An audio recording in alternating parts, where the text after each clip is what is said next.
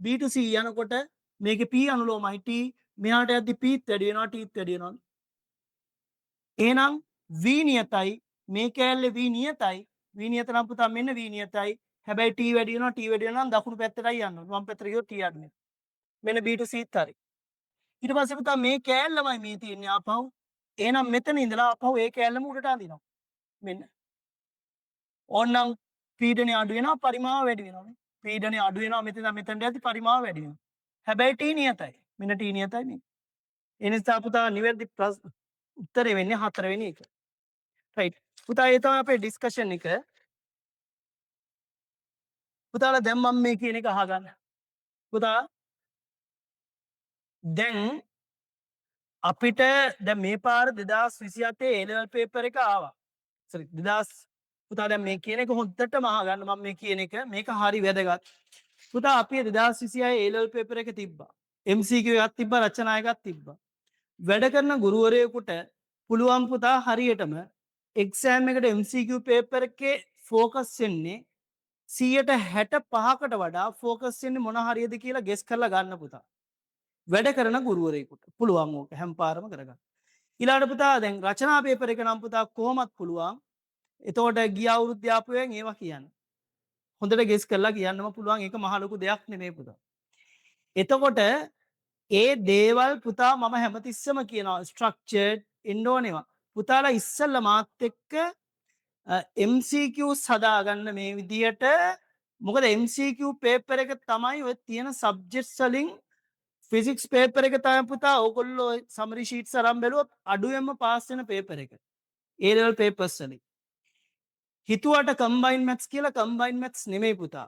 හිතුවට බයෝ කියලා බයෝ නෙමෙයි. බයෝ වලට A passes අඩුයි. හැබැයි බයෝ පාස් වෙනවා. එතකොට මීන් වැලියු එක වැඩිනේ. ඒ නිසා ෆිසික්ස් වගේ සබ්ජෙක්ට් එකකට ඒකක් දාපුවාම මෙඩිකල් ෆැකල්ටිස් වලට යන්න ඉන්න ළමයිගේ ඉංජිනේරින් ෆැකල්ටිස් වලට යන්න ඉන්න ළමයිගේ AI IT කරන ළමයිගේ අනිවාර්යෙන් පුතා රෑන්ක් එක ඉස්සරහට විදිනවා ජෙට් වගේ. ඒ නිසා පුතා මම මේ කියන එක අහන්න. MCQ පේපර් එක තිබ්බා.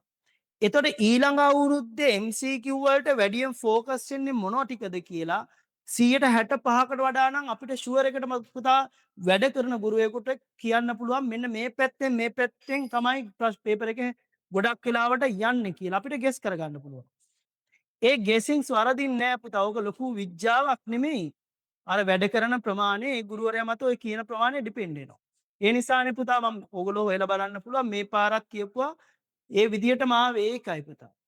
ඒ නිසා පුතාලා ඕගොල්ලෝ මාත් එක්ක රෙඩි වෙන්න. ඉස්සෙල්ලා MCQ පේපර් එක මාත් එක්ක හදාගන්න පුතා. මාර්තු මාසේ වෙනකම්. ඊට පස්සේ මාර්තු වලින් පස්සේ මම ඕගොල්ලන්ට සම්පූර්ණයෙන්ම ස්ට්‍රක්චර්ඩ් එසේස් සම්පූර්ණයෙන් ගොඩ දාලා දෙන්නම්. හැබැයි පුතා MCQs ඒ වෙනකන් හදාගන්න. මම ප්‍රශ්නයක් වටේ ඩිස්කෂන්ස් ඔක්කොම යනවා පුතා. එක පාට නිකන් ගාන හදලා එතනින් ඉවර කරන්නේ නෑ පුතා. නිකන් ඕගොල්ලන් මට නිකන් ගානෙන් බේරෙන්න.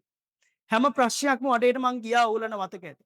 ඒ ඔක්කොම පොඩි සමරි නෝට් එකක් ගහ ගන්න. ඒ සමරි නෝට්ස් හරි වැදගත් වෙන එක්සෑම් ලඟ වෙනකොට. ඒවා ටික බලන්න. ඒක නිසා පුතා 2027ටත් එන්නේ කොයි පැත්තෙන්ද වැදගත් වෙන්නේ මොනවද ගෙසින්ස් මොනවද ඒ ඔක්කොම පුතා අපිට නිකම්ම චෙක් වෙනවා. දැන් සමහර කෙනෙකුට තර්ක කරන්න පුළුවන් ගෙසින්ස් වලට නෙමෙයි ඉගෙන ගන්න ඕනේ මුළු සබ්ජෙක්ට් එකම කියලා. අපි ඔය දෙකම කරනවා පුතා. මුළු සබ්ජෙක්ට් එකමත් කරනවා ගෙසින්ස් වලට අවශ්‍ය ටික කොහොමදත් අපි එක්සෑම් ස්ටඩි කර කර යන්නේ. නිකන් අපි ඔයාවට ගියාට එක්සෑම් කරන්නේ නැහැ පුතා. මගේ ළමයි පුතාලත් එහෙම වෙන්න ඕනේ. එතකොට තමයි පුතා සාමාන්‍යයෙන් S එකක් තියෙන ළමයෙක් වුණත් A එකට ඇදිලා යන්නේ. ටර්ම් ටෙස්ට් වල ලකුණු 20ක් 30ක් තියෙන ළමයෙක් වුණත් ලකුණු 80කට විතර යන්නේ එතකොට. එහෙම නැතුව වෙන්නේ නැහැ පුතා. එක්සෑම් ස්ටඩි කරන්න ඕනේ ගුරුවරු. එක්සෑම් ස්ටඩි කරලාමයි ඔයගලන්ට දෙන්න ඕනේ. මම එහෙම කරන කෙනෙක් පුතා හොඳටම එහෙම කරන කෙනා.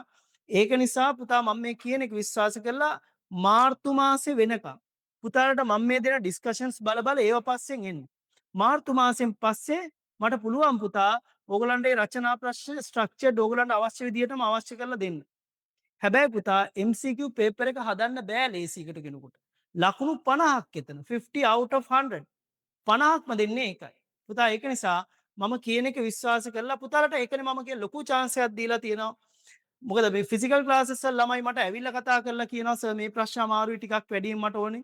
ඒත් පුතාලට මට කියන්න ක්‍රමයක් නැහැ අපිට කමියුනිකේට් කරන්න වෙන්නේ පුතා මැසේජස් වලින්.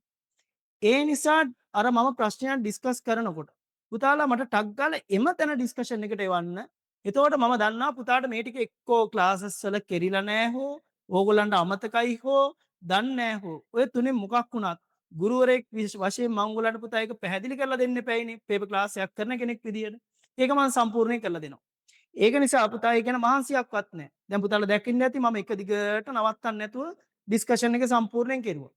එහෙම කරන්නේ නැතුව බෑ පුතා මේ වැඩේ කරන්න. කොටස් කොටස්. ඒක නිසා පුතා අමාරු ප්‍රශ්නයක් ආපුවාම පුතා දෙතුන් පාරක් හිතන්නේ නැතුව ටක් ගාලා මැසේජ් එකක් දාන්න සර් මට මේ ටික තව ඕන කියලා. දැන් මම අද ඩිස්කෂන් එක කෙරුවේ ඕගොල්ලන්ගේ ගිය සුමානේ මැසේජස් බලලා. සමහර තැන්වල දකින්න ඇති මම ලොකු ඩිස්කෂන්ස් වලට ගියා පුතා. ඒ ඕගොල්ලන්ගේ මැසේජස් නිසා. පුතාලා ඕගොල්ලන්ට අමාරු ඔක්කොම ඒ වගේ දැම්මත් මම ඔක්කොමත් ඒ වගේ කරනවා. පුතා කොහොමත් කිව්වත් එතත් මම ප්‍රශ්න වලට සාකච්ඡා කර කර යනවා හැමතිස්සෙම. ඒක හරි හොඳ දෙයක් ගුරුවරයෙක් වශයෙන් ළමයට කළ යුතුයි. ඒක මම කරනවා. තවත් හොඳයි පුතාට බැරි ඒවා දුන්නාම මට ඒක හොඳට අයිඩෙන්ටිෆයි කරලා එතනම ફોකස් කරලා ඒතෙන්ද ඒ ඉන්ටෙන්සිටි එක වැඩි කරලා ගොඩක් පුතා ඒ ප්‍රශ්න ගැන කියලා දෙන්න පුළුවන්. මොකද එතකොට ඔයගලන්ට ඒ හරි මොකක් හරි ප්‍රශ්නයක් නිසා දන්නේ නැති ප්‍රශ්නයක්නේ තියෙන්නේ. එතකොට මට ඒ වැඩේ ගොඩ දාන්න පුළුවන්. දැන් මමත් ආස ඕගොල්ලෝ මේ වැඩෙන් මං කියන එක අහලා මේක ගොඩ දාගන්නවා. කරගන්නව පුළුවන් පුතා මේක. දැනට ටර්ම් ටෙස්ට් වල ලකුණු 20 තියේ ඉන්න කෙනෙක් වුණත් පුතා මේ ඩිස්කෂන් එක ගිහිල්ලා මම ඒකට පැහැදිලිවම කියනවා කරගන්න පුළුවන් ලකුණු 80කට එහා යන්න පුළුවන්. එහෙම ගිය අය පුතා මගේ ක්ලාසස් වල ඕන තරම් ඉන්නවා. ඒ නිසා පුතා ඕගොල්ලෝ ඒකට රෙඩි වෙන්න. රයිට් පුතාලා අද පේපර් එකේ ඕගොල්ලන්ගේ මැසේජස් දාන්න. ඕගොල්ලන්ගේ ඩිස්කෂන් එක බලපු ඒවා දාන්න. මෙච්චර කල් බලපු ඒවා පුතාලට අවශ්‍ය ටික දාන්න. පැහැදිලි කරගන්න තව ඒවා දාන්න. පුතා ඩිස්කෂන් එක ගැන කියලා මොකද්ද කමෙන්ට් එකක් දාන්න. ඒවා තමයි පුතා මට ගන්න තියෙන්නේ. එවෙන් තමයි පුතාලට මම නැවත නැවත කරන්නේ. පුතා හොඳට ඉස්සරහට යන් අපි කරගෙනම යන් පුතා. රයිට්. එහෙනම් මම නවතිනවා පුතා. Right see you then good night and see you then later. Right. අපි ඊළඟ පේපර් එකේ හම්බෙමු පුතා.